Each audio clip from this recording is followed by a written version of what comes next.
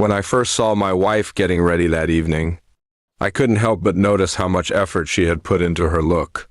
Her hair was perfectly styled, her makeup was flawless, and the dress she wore hugged her in all the right places. It wasn't unusual for her to look nice, but this time, she looked like she was preparing for a date rather than a casual night out with friends. I tried to shake off the uneasiness creeping in, but curiosity got the better of me. I leaned against the doorframe and asked, "Why are you so dressed up for girls' night? You look like you're going to some fancy event." She smiled at me, but it wasn't her usual warm smile. It had a sharp edge to it.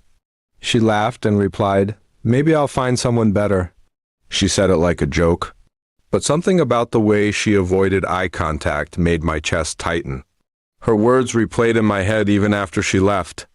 Maybe I'll find someone better. Was it really a joke? Or was she hinting at something deeper? For months, I had noticed little changes in her behavior: secretive texting, staying late at work, and being more protective of her phone. But I never wanted to believe she could be unfaithful. The night dragged on and my mind kept racing.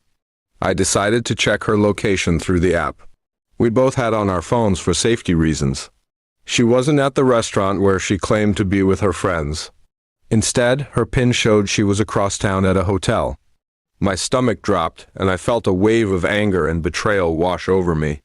I drove there without thinking twice, my hands gripping the steering wheel so tight my knuckles turned white. When I arrived, I saw her car parked in the lot, and it confirmed my worst fears.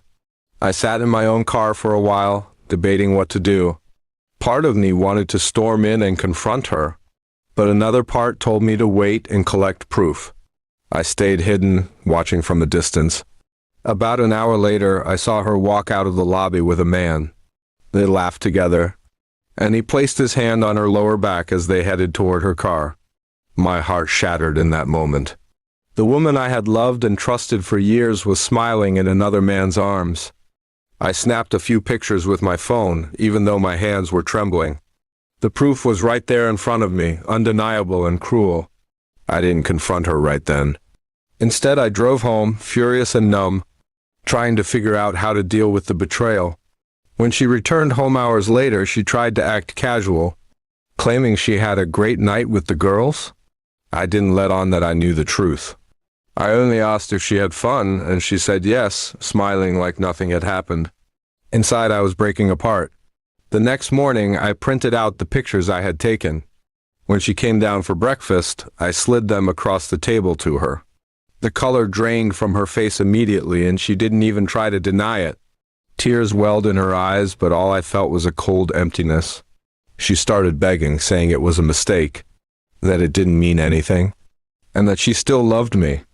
But how could I believe her now? Every word sounded hollow. I remembered her joke from the night before. It hadn't been a joke at all. It was the truth slipping out. I told her I couldn't stay in a marriage built on lies and betrayal. She cried, begged, and tried to hold on to me, but my decision was final. The trust was gone, and with it, the love I once felt. I packed a bag and left that very day. Walking out of the house we had built together was painful, but staying with someone who had so easily thrown me aside was worse. I deserved better, and for the first time in months I realized that her joke had revealed more than she ever intended. It wasn't just a careless comment, it was the truth hiding in plain sight.